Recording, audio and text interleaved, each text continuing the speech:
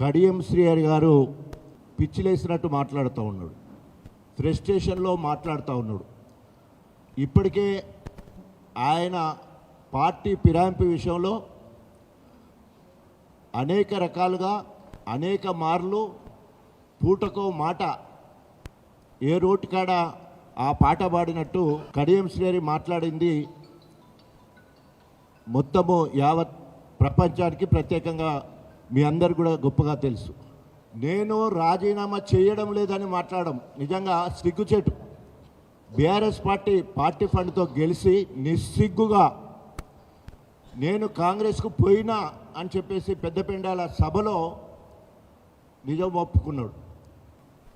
సావుకాలు వచ్చిందిగా వణికిపోతుండేడు ఇప్పుడు ఎప్పుడు ఎలక్షన్లు అవుతుందని చుచ్చు పడుతుంది. ఇప్పుడు సంవత్సరం కాంచెల్లి ఊరూరు తిరిగి ఆయన బండారాన్ని బయట పెడతా ఉంటే